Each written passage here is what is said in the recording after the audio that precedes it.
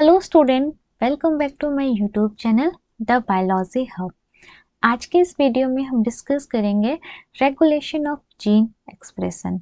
ये टॉपिक मैंने class 12th biology से लिया है। Chapter name is molecular basis of inheritance.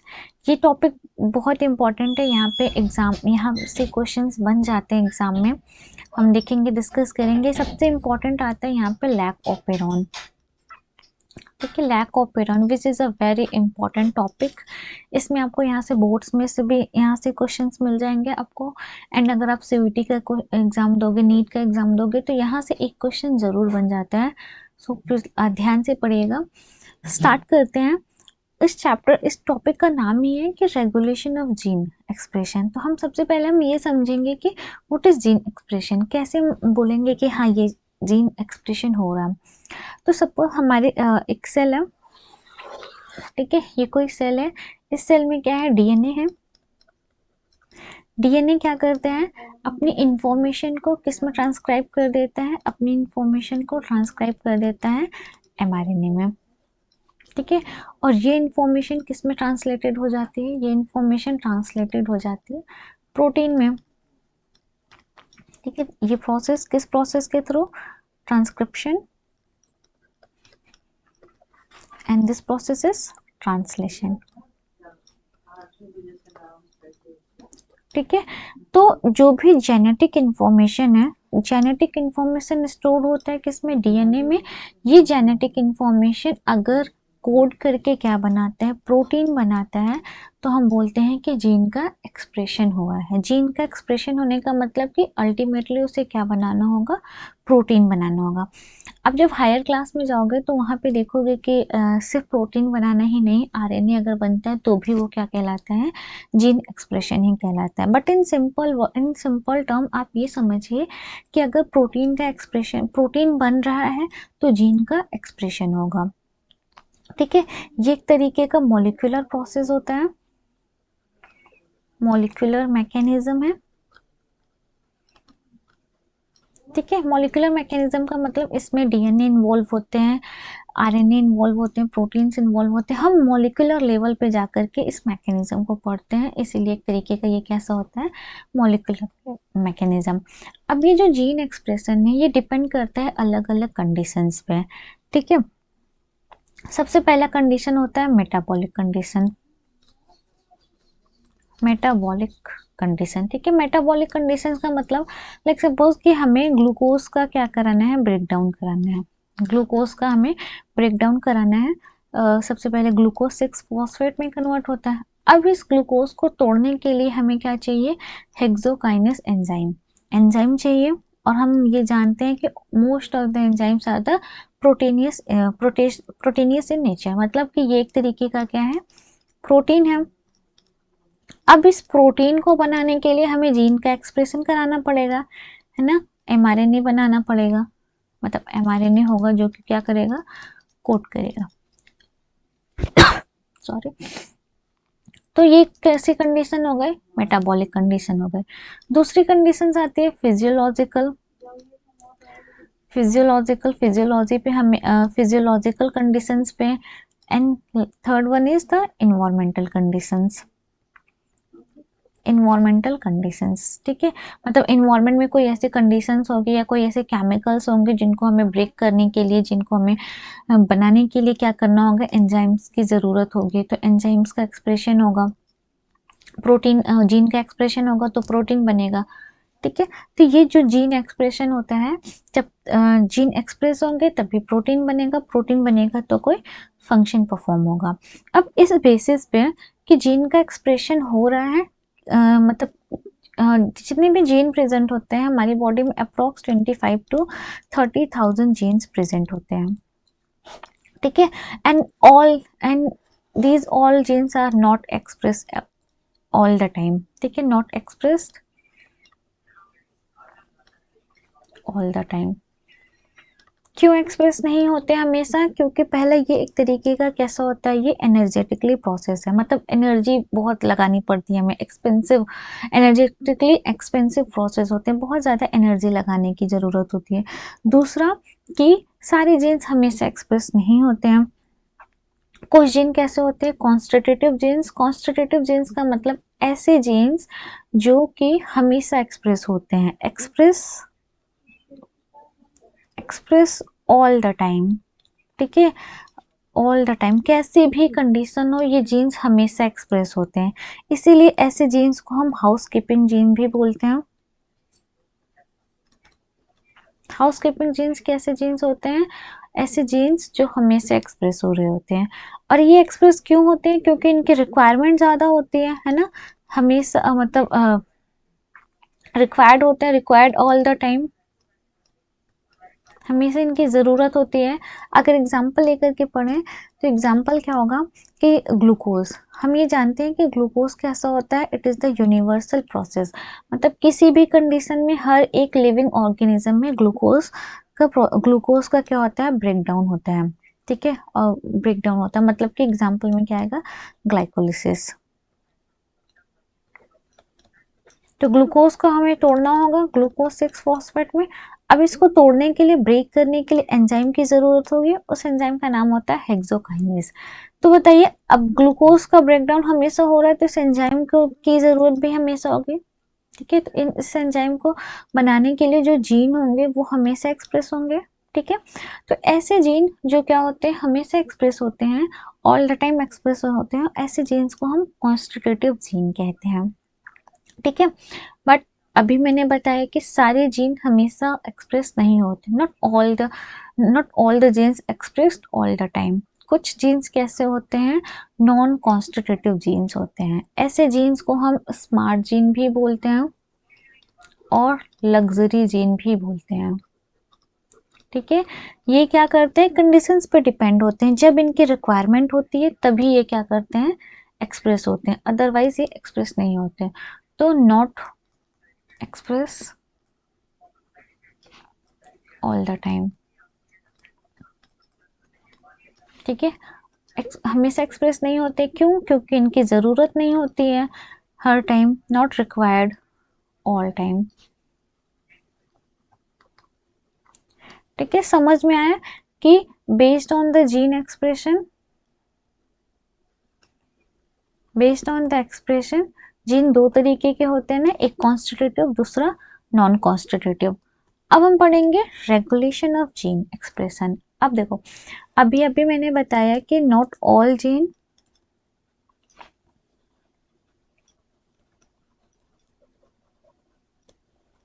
Express all the time, ठीक है। कोई भी जीन हमेशा एक्सप्रेस नहीं होते तो उनका हमें क्या करना पड़ेगा, रेगुलेशन कराना पड़ेगा। ऐसे जीन को हम रेगुलेटेड जीन भी बोलते हैं, जिनका हमें क्या करना होता है, रेगुलेशन कराना होता है। रेगुलेशन कराने का मतलब कि हमें इसे ऑन या फिर ऑफ करना होगा, मतलब कि जब हमें इस जीन की रिक्वायरमेंट होगी तब इस जीन के एक्सप्रेशन को ऑन करा देंगे, और जब हमें इस जीन की ज़रूरत नहीं होगी इस जीन के एक्सप्रेशन को हम ऑफ करा देंगे, ठीक है। एक एग्जांपल लेकर के चलते हैं, जैसे कि लैक्टोज, ठीक है। लैक्टोज ये क्या होता है, ये भी एनर्जी का सोर्स है, बट ये प्राइमरी एनर्जी सोर्स नहीं है। सपोज कि जो मीडियम है, इस मीडियम में लैक्टोज प्रेजेंट है, तो लैक्टोज प्रेजेंट है तो लैक्टोज एक तरीके का मेटाबॉलिक सबस्ट्रेट है, इसको हमें ब्रेक करना होगा, ठीक है। तो लैक्टोज को ब्रेक किया जाता है, lactose break into the glucose plus galactose, ठीक है। इसको हम ब्रेक कर रहे हैं। अब ब्रेक करने के लिए हमें किसी न किसी एंजाइम की जरूरत होगी, ठीक है, इस एंजाइम की जरूरत होगी। अगर मीडियम में लैक्टोज प्रेजेंट है तो इस एंजाइम के जीन का क्या होगा, एक्सप्रेशन होगा, एक्सप्रेशन होगा, ठीक है, मतलब जीन क्या होगा यहाँ पे, ऑन होगा। नेक्स्ट दूसरा केस आता है कि ये जो मीडियम है, इसमें मीडियम में लैक्टोज एब्सेंट है, ठीक है। लैक्टोज यहाँ पे क्या है, एब्सेंट है, नहीं है। तो क्या हमें लैक्टोज तो है ही नहीं मीडियम में, क्या हमें ऐसे एंजाइम को बनाने की ज़रूरत है जो लैक्टोज को ब्रेक करके ग्लूकोज प्लस गैलेक्टोज में कन्वर्ट करेगा, एंजाइम की ज़रूरत होगी नहीं। अगर जब एंजाइम की ज़रूरत नहीं होगी तो जीन का भी एक्सप्रेशन हम नहीं कराएंगे, है ना, जीन का भी एक्सप्रेशन नहीं कराएंगे हम, क्योंकि क्योंकि जो mRNA से मतलब सॉरी डीएनए से mRNA बना, फिर mRNA से प्रोटीन बनना, ये क्या प्रोसेस कैसा होता है, बहुत एनर्जेटिकली एक्सपेंसिव होता है, बिकॉज यहाँ पे लिख सकते हैं हम, because it is energetically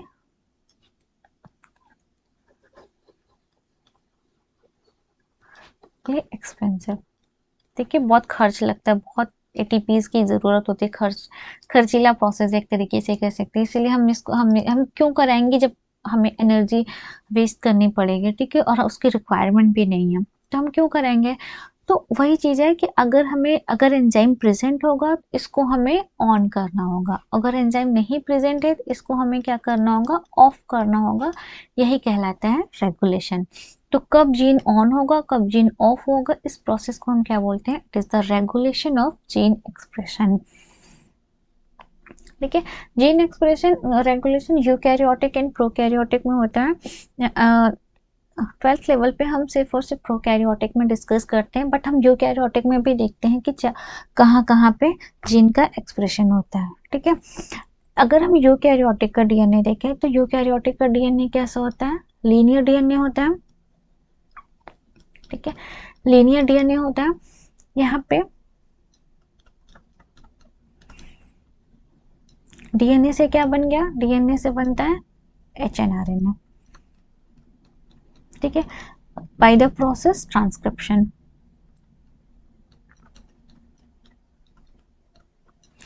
transcription process के दौरान यहाँ पे क्या होता है, एचएनआरएनए बनता है। ये जो एचएनआरएनए है ये कैसा होता है, नॉन फंक्शनल आरएनए होता है, नॉन फंक्शनल।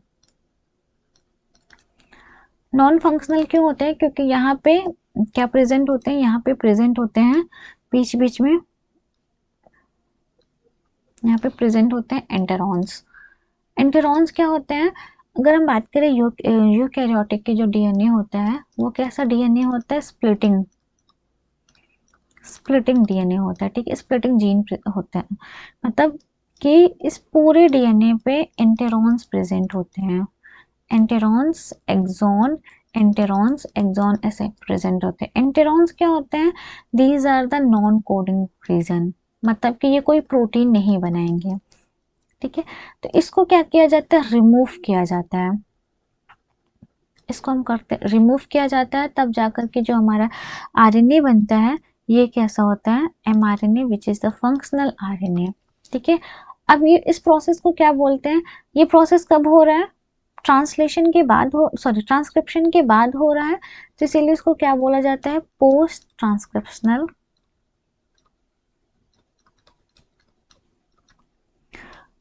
मॉडिफिकेशंस। ठीक है, ट्रांसक्रिप्शन के बाद हो रहा है और मॉडिफिकेशन हो रहा है, तब हम क्या बोलते हैं इसको, पोस्ट ट्रांसक्रिप्शनल मॉडिफिकेशन।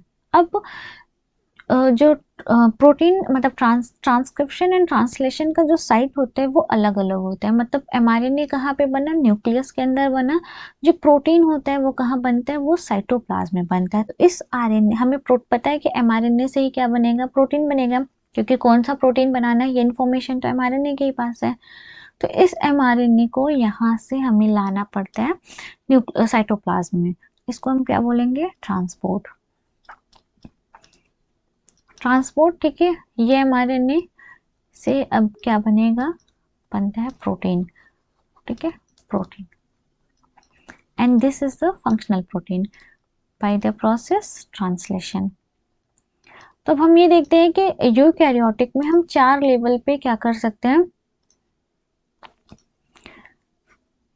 4 लेवल पे हम रेगुलेशन कर सकते हैं। सबसे पहला रेगुलेशन आता है कि ट्रांसक्रिप्शन लेवल पे। ठीक है, मतलब कि हम क्या कर दे, ट्रांसक्रिप्शन ही ना करें, ट्रांसक्रिप्शन नहीं होगा तो आरएनए नहीं बनेगा, आरएनए नहीं बनेगा तो प्रोटीन नहीं बनेगा। ठीक है, फिर हम कराते हैं पोस्ट ट्रांसक्रिप्शनल मॉडिफिकेशंस पे, यहाँ पे एक रेगुलेशन होगा कि आरएनए बन गया, चलो हम ये मॉडिफिकेशन ही नहीं कराते तो फंक्शनल एमआरएनए नहीं बनेगा।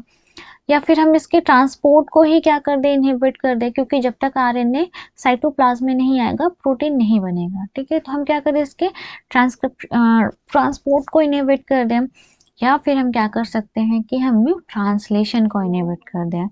ठीक है, ट्रांसलेशन को इनहिबिट कर दें।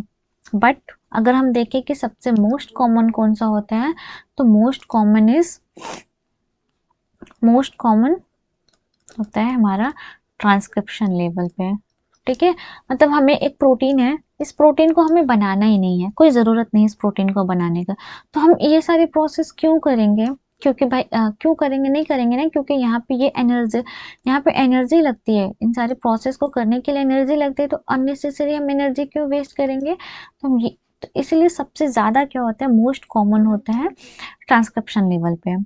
लेकिन कुछ कहीं कहीं कुछ कुछ केसेस में देखा जाता है, मतलब कुछ कुछ केसेस में प्रोटीन ट्रांसक्रिप्शन लेवल पे नहीं होता है, तो हम क्या करते हैं, प्रोटीन लेवल पे करते हैं। ठीक है, इसमें हमें बस इतना ही पढ़ना है कि हम 4 लेवल पे क्या कर सकते हैं, यूकैरियोटिक में हम रेगुलेट कर सकते हैं। फिर आते हैं नेक्स्ट हमारा प्रोकैरियोटिक में। अब प्रोकैरियोटिक में थोड़ा याद ध्यान रखिएगा कि जो ट्रांसक्रिप्शन और ट्रांसलेशन प्रोसेस होता है, ये कैसा होता है, कपल्ड प्रोसेस होता है। कपल्ड प्रोसेस का मतलब होता है कि जो हमारा क्या बोलते हैं, ट्रांसक्रिप्शन का प्रोसेस होता है, वो भी कहाँ पे होता है, साइटोप्लाज्म में ही होता है। और जो हमारा प्रोटीन का फॉर्मेशन होता है, वो भी कहाँ पे होता है, साइटोप्लाज्म में ही होता है। तो जैसे ये क्या है, डीएनए है, डीएनए से क्या होगा, यहाँ पे यहाँ से आरएनए निकलेगा।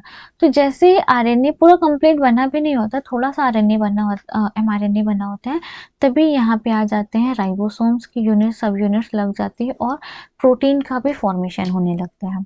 ठीक है, मतलब कपल्ड प्रोसेस होता है, दोनों साथ में चल रहे होते हैं, ट्रांसलेशन और ट्रांसक्रिप्शन। तो इसीलिए जो जीन का रेगुलेशन होता है वो मोस्टली किस लेवल पे होता है, ट्रांसक्रिप्शनल लेवल पे होता है। ठीक है, यहाँ पे ट्रांसलेशन लेवल पे नहीं होता है, क्योंकि अगर हम ट्रांसक्रिप्शन नहीं कराएंगे तो आरएनए प्रोटीन बनेगा ही नहीं। तो मोस्टली यहाँ पे किस में होता है, ट्रांसक्रिप्शनल इनिशिएशन तब जब हम स्टार्ट करते हैं ट्रांसक्रिप्शन को, तभी हम क्या कर देते हैं, रेगुलेट कर देते हैं। ठीक है, तो हम इसको पढ़ने के लिए यूकैरियोटिक में सबसे अच्छा एग्जाम्पल आते हैं इसको पढ़ने के लिए, ओपेरॉन। ठीक है, ओपेरॉन मॉडल को अगर हम समझते हैं तो एकदम अच्छे से क्लियर हो जाता है कि कैसे जीन का रेगुलेशन होता है। तो ओपेरॉन क्या होता है, ओपेरॉन कॉन्सेप्ट ठीक है, a system where polycistronic structural gene is regulated by the common promoter and regulatory protein. अब देखो क्या, ये सबसे पहले हम इसका मतलब समझते हैं, व्हाट इज पॉलीसिस्टोनिक। पॉलीसिस्टोनिक का मतलब क्या होता है, जैसे कि ये डीएनए है, डीएनए का ये इतना जीन, इतना क्या है, जीन है, तो जीन से क्या बनता है, आरएनए बनता है। ठीक है, अब हमें ये पता है कि आरएनए कितने, 3 तरीके के होते हैं, आरआरएनए, एमआरएनए एंड टीआरएनए। ठीक है, जो जीन क्या करता है, एमआरएनए को कोड करता है, एमआरएनए को बनाता है, उसको हम क्या कहते हैं, सिस्ट्रॉन कहते हैं। ठीक है, मतलब जो जीन क्या करता है, स्पेसिफिकली वो एमआरएनए को बनाते हैं, उस जीन को हम क्या बोलते हैं, सिस्ट्रॉन बोलते हैं। तो जो प्रोकैरियोटिक का एमआरएनए होता है वो पॉलीसिस्ट्रॉनिक होता है। पॉलीसिस्ट्रॉनिक का मतलब कि एक ही सिस्ट्रॉन से क्या होते हैं कि कई सारे प्रोटीन बन जाते हैं। ठीक है, पॉलीसिस्ट्रॉनिक का मतलब यहाँ पे एक सिस्ट्रॉन है, एक एमआरएनए से क्या होगा, कई सारे यहाँ पे प्रोटीन्स बन जाएंगे। ठीक है, स्ट्रक्चरल जीन क्या होते हैं, स्ट्रक्चरल जीन ही होते हैं, 3 तरीके के हम पढ़ेंगे अभी। ठीक है, एग्जाम्पल देखेंगे यहाँ पे। प्रोमोटर, ठीक है, प्रोमोटर क्या होता है, डीएनए का वो सीक्वेंस होता है जहाँ पे आरएनए पॉलीमरेज आकर के बाइंड करता है, इससे क्या होगा, प्रोसेस होगा। बहुत तरीके के ओपेरॉन्स प्रेजेंट हैं। ठीक है, ओपेरॉन्स प्रेजेंट है, और ये जो प्रोसेस होता है ना, कोऑर्डिनेटेड में होता है, मतलब सारे साथ में काम करते हैं। ठीक है, जैसे कि लैक ओपेरॉन, ट्रिप्टोफैन ओपेरॉन, अराबिनोज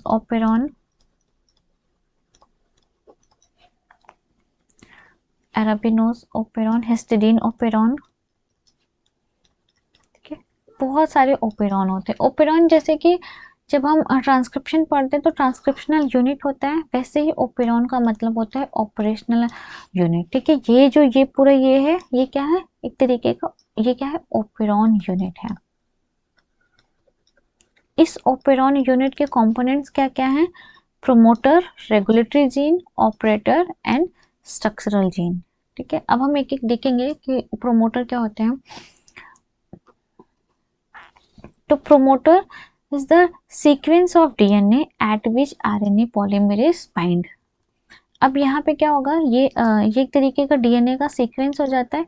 यहाँ पे आरएनए पॉलीमरेज बाइंड करेगा, जिससे कि क्या होगा, ट्रांसक्रिप्शन होगा, आरएनए मतलब कि जीन का प्रोडक्ट बनेगा। सेम चीज यहाँ पे भी है, यहाँ पे प्रमोटर बाइंड करेगा, ट्रांसक्रिप्शन होगा, तो इस जीन का क्या होगा, ट्रांसक्राइब होकर के ये जीन क्या बनेंगे, प्रोटीन बनेगा। ठीक है, तो प्रोमोटर क्या होता है, वो स्पेसिफिक सीक्वेंस होता है डीएनए का, जहाँ पे आरएनए पॉलीमरेज आकर के बाइंड करता है।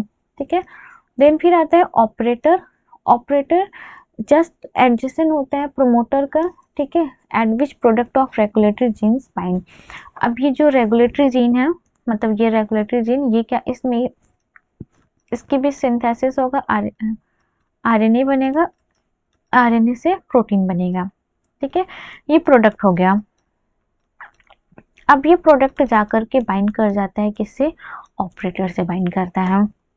अगर प्रोडक्ट ऑपरेटर से बाइंड कर रहा है स्ट्रक्चर, ठीक है, अगर ऑपरेटर से बाइंड कर रहा है, हाँ, अगर ऑपरेटर से बाइंड कर रहा है और स्ट्रक्चरल जीन ऑन है, तो इसको हम क्या बोलेंगे, एक्टिवेटर। ठीक है, और अगर ये प्रोमोटर से बाइंड करने के बाद स्ट्रक्चरल जीन क्या हो गया, ऑफ हो गया, तो इस प्रोडक्ट को हम क्या बोलेंगे, रिप्रेसर। ठीक है, देन फिर आता है स्ट्रक्चरल जीन। स्ट्रक्चरल जीन क्या होते हैं, ये कोड करते हैं, ठीक है, जो भी सबस्ट्रेट होगा जिसका मेटाबॉलिज्म एक तरीके, ये क्या करते हैं, एमआरएनए बनाएंगे, कोड करके एमआरएनए बनेगा, और फिर एमआरएनए क्या करेगा, पॉलीपेप्टाइड प्रोटीन को बनाएगा।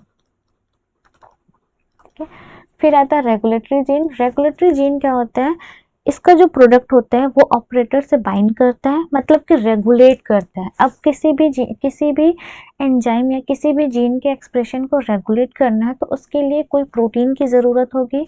वो प्रोटीन कौन बनाएगा, रेगुलेटरी जीन बनाते हैं। ठीक है, रेगुलेटरी जीन बनाते हैं। अब इस बेसिस पे कि लाइक ये क्या हो गया, रेगुलेटरी जीन, रेगुलेटरी जीन है, इसका क्या होगा, इसमें भी इसके कोडिंग होगी, तो ये क्या बनाएगा, रेगुलेटरी एमआरएनए।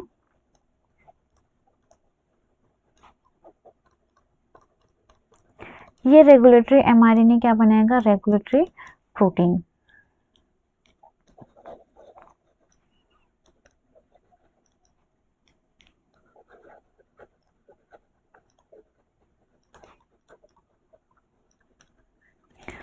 अब ये प्रोटीन जाकर के क्या होगा, ऑपरेटर से बाइंड करेगा, बाइंड्स विथ ऑपरेटर।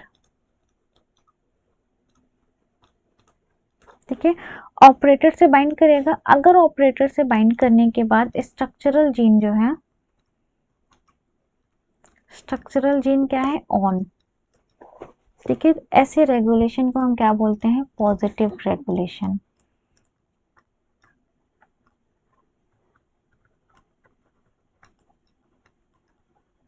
ठीक है, मतलब कि जो भी प्रोडक्ट है वो जाकर के स्ट्रक्चर जो के ऑपरेटर से बाइंड किया, ऑपरेटर से बाइंड करने के बाद स्ट्रक्चरल जीन क्या है, ऑन है, तो ऐसे रेगुलेशन को हम क्या बोलते हैं, पॉजिटिव रेगुलेशन। और अगर स्ट्रक्चरल जीन जाकर के बाइंड किया और स्ट्रक्चरल जीन क्या हो गया, ऑफ हो गया, स्ट्रक्चरल जीन ऑफ हो गया, तो ऐसे रेगुलेशन को हम क्या बोलते हैं, it is the negative regulation.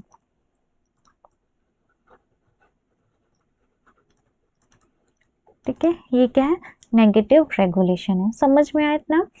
एक चीज और, ओपेरॉन के बारे में बताया किसने था, जैकब एंड मोनेट। ठीक है, इन्होंने लैक ओपेरॉन के बारे में बताया था, किसमें, ई कोलाई बैक्टीरिया में। तो ये नाम याद रखना, ठीक है, यहाँ से क्वेश्चन आता है। उसके बाद अब ये समझ में आया कि रेगुलेशन, अब ये जो सबस्ट्रेट है, मतलब कि सबस्ट्रेट का बिहेवियर कैसे है। अगर ऑन करा देता है, मतलब कि स्ट्रक्चरल जीन का क्या होता है, ऑन हो जाता है।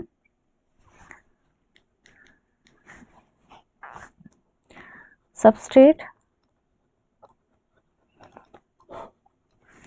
स्ट्रक्चरल जीन को क्या कराता है, स्ट्रक्चरल जीन को ऑन कराता है, तो ऐसे को हम क्या बोलते हैं, इंड्यूसिबल ओपेरॉन कहते हैं, ठीक है। मतलब कि ओपेरॉन, इंड्यूसिबल ओपेरॉन क्या होता है कि इसमें जो सबस्ट्रेट होगा, सबस्ट्रेट क्या करता है, स्ट्रक्चरल जीन को ऑन करके रखता है, ठीक है। इसको हम क्या बोलते हैं, इंड्यूसिबल, ठीक है। यहाँ पे जो सबस्ट्रेट होता है, यहाँ पे जो सबस्ट्रेट होगा वो क्या होता है, इंड्यूसर बोलते हैं उसको। इंड्यूसर का मतलब कि जो इंड्यूस करा रहा हो ना, मतलब जो जीन को इंड्यूस करा रहा हो, एक्सप्रेशन हो रहा हो उसका, उसको हम क्या बोलेंगे, इंड्यूसिबल। और अगर सबस्ट्रेट का जो होगा कि स्ट्रक्चरल जीन क्या हो रहा है, यहाँ पे ऑफ हो गया, तो इस ऐसे ओपेरॉन को हम क्या बोलते हैं, रिप्रेसिबल ओपेरॉन, रिप्रेसिबल ओपेरॉन, ठीक है। अब हम आते हैं अपने लैक ओपेरॉन पे, ठीक है। लैक ओपेरॉन एक तरीके का ये सबसे अच्छा एग्जाम्पल होता है प्रोकैरियोटिक रेगुलेशन को समझने के लिए। तो लैक ओपेरॉन होता किस लिए है, ये लैक्टोज मेटाबॉलिज्म के लिए होता है, ठीक है। लैक्टोज जो होता है उसका मेटाबॉलिज्म, मतलब उसका ब्रेक डाउन होता है। ये अंडर पॉजिटिव कंट्रोल भी होता है और अंडर अंडर नेगेटिव कंट्रोल भी होता है, नेगेटिव रेगुलेशन, ठीक है। पॉजिटिव रेगुलेशन में हमें नहीं पढ़ना है यहाँ पे, ठीक है। हमें किसका पढ़ना है, नेगेटिव रेगुलेशन का पढ़ना होता है। ये एक तरीके का इंड्यूसिबल ओपेरॉन होता है, क्योंकि हम यहाँ पे देखेंगे कि जो स्ट्रक्चरल जीन होता है वो ऑन हो जाता है किसकी प्रेजेंस में, इंड्यूसर। इंड्यूसर क्या है, एक तरीके का सबस्ट्रेट है ना।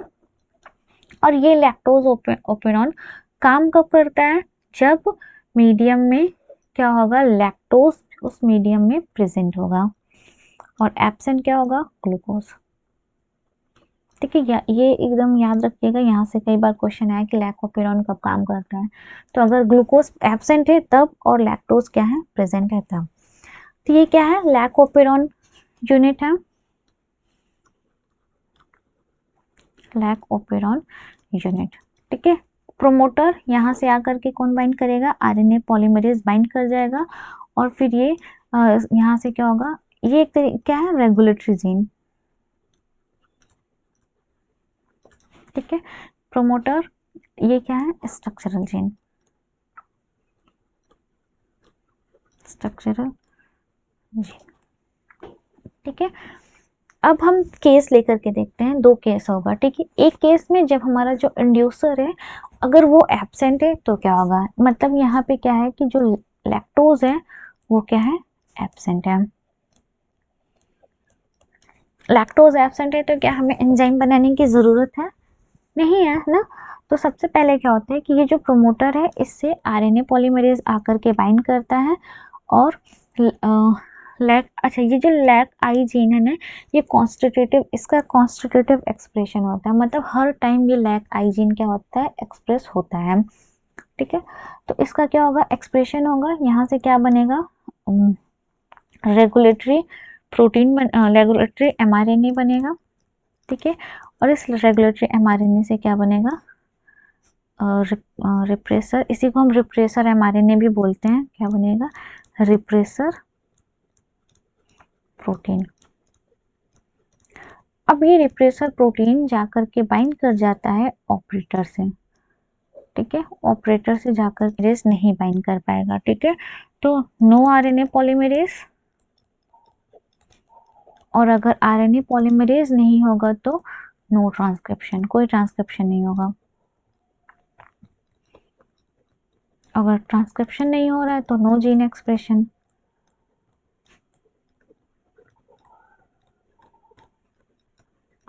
ठीक है। समझ में आया केस फर्स्ट में कि एब्सेंस ऑफ इंड्यूसर, ठीक है। इंड्यूसर यहाँ पे क्या होते हैं, लैक्टोज या फिर एलोलैक्टोज, यहाँ पे इंड्यूसर क्या है, एब्सेंट है, या हम कह सकते हैं लैक्टोज एब्सेंट है। लैक्टोज एब्सेंट होगा तो आरएनए प्रोमोटर, ये रेगुलेटरी जीन का प्रोडक्ट बनेगा, वो जाकर के ऑपरेटर से बाइंड कर जाएगा, और ऑपरेटर से बाइंड करेगा तो आरएनए पॉलीमरेज नहीं बाइंड कर पाएगा। आरएनए पॉलीमरेज नहीं बाइंड करेगा तो कोई ट्रांसक्रिप्शन नहीं होगा, नो जीन एक्सप्रेशन। ठीक है, दूसरा केस लेते हैं हम, जब इंड्यूसर प्रेजेंट है। इंड्यूसर प्रेजेंट होने का मतलब यहाँ पे क्या होगा, लैक्टोज क्या है, लैक्टोज इज प्रेजेंट।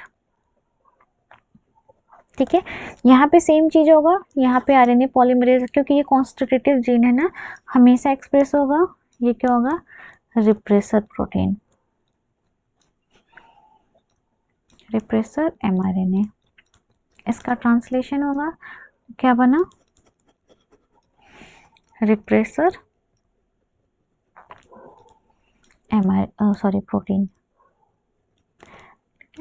बट यहाँ पे क्या प्रेजेंट है, यहाँ पे हमारा इंड्यूसर प्रेजेंट है। तो इंड्यूसर प्रेजेंट है, ये इंड्यूसर क्या करता है, ये इंड्यूसर है, ये क्या है, हमारा इंड्यूसर है। ठीक है, ये इंड्यूसर जो कि क्या होगा, एलोलैक्टोज। ये एलोलैक्टोज क्या करता है, जाकर के बाइंड कर जाता है सप्रेसर प्रोटीन से, या रिप्रेसर प्रोटीन से बाइंड कर जाएगा। जैसे ही एलोलैक्टोज बाइंड कर जाता है रिप्रेसर प्रोटीन से, इस प्रोटीन में क्या होता है, कन्फर्मेशनल चेंजेस आते हैं, और ये क्या हो जाता है, इनएक्टिव हो जाते हैं। ठीक है, ये इनएक्टिव, अब ये इनएक्टिव हो गया तो ये ऑपरेटर से जाकर के बाइंड नहीं कर पाएगा। ठीक है, ऑपरेटर से नहीं बाइंड कर पाएगा तो यहाँ पे आरएनए पॉलीमरेज बाइंड कर जाएगा।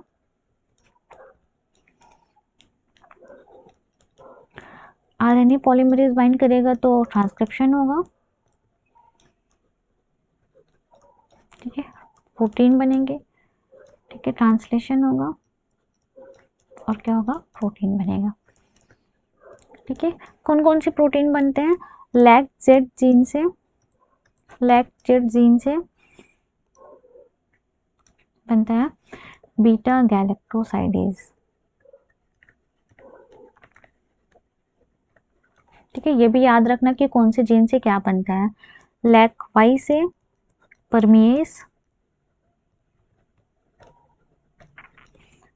एंड लैक-जेड से, सॉरी लैक ए से ट्रांस एसाइलेज। ठीक है, समझ में आया। केस 2 में क्या है, लैक्टोज प्रेजेंट है, लैक्टोज प्रेजेंट रहेगा तो इंड्यूसर्स जाकर के रिप्रेसर प्रोटीन से बाइंड कर जाएगा और उसको इनएक्टिव कर देगा। जब इनएक्टिव हो जाएगा तो ये ऑपरेटर से बाइंड नहीं करेगा, ऑपरेटर से बाइंड नहीं कर पाएगा तो ये जीन का एक्सप्रेशन कराता है। ठीक है, 3। अब इनका फंक्शन भी पूछा जाता है। बीटा गैलेक्टोसाइडेज क्या करता है, ये लैक्टोज को ब्रेक कर देता है, लैक्टोज को तोड़ देता है, किसमें, ग्लूकोज प्लस गैलेक्टोज में। ठीक है, परमेस, परमेस क्या करता है, जैसे कि ये क्या हो गया, हमारा मीडियम हो गया, इसके अंदर हमारा क्या है, ई कोलाई बैक्टीरिया, इस मीडियम में क्या है, लैक्टोज है, तो लैक्टोज की एंट्री को क्या करता है, अलाउ करता है, परमिशन देता है, अलाउ करता है, तो it allow entry of lactose. ठीक है, एंड सबसे लास्ट में है लैक्टेज ए जीन, जो कि क्या करता है, ट्रांस एसाइलेज को बनाता है। ट्रांस एसाइलेज का फंक्शन अभी तक अननोन है, एग्जैक्ट फंक्शन अभी तक पता नहीं चल पाया, बट ये कहा जाता है कि ये डिटॉक्सिफिकेशन में हेल्प करता है। ठीक है, इट हेल्प इन डिटॉक्सिफिकेशन में। सो ये यहाँ से इतना ही था। ठीक है, लैकोपेरॉन, लैकोपेरॉन का कॉन्सेप्ट अच्छे से आई होप आपको समझ में आया हो। हमने देखा कि कैसे कैसे रेगुलेशन होता है, मोस्टली प्रोकैरियोटिक में ही हम रेगुलेशन को पढ़ते हैं। ठीक है, हमने देखा कि अगर जीन की एंजाइम की ज़रूरत नहीं है हमें, तो कैसे हम जीन के एक्सप्रेशन को ऑफ करा देंगे, और जब हमें एंजाइम की ज़रूरत है तो कैसे हम जीन के एक्सप्रेशन को ऑन करेंगे। आई होप मेरा वीडियो आपको अच्छा लगा हो, पढ़ते रहिए। Thank you for watching.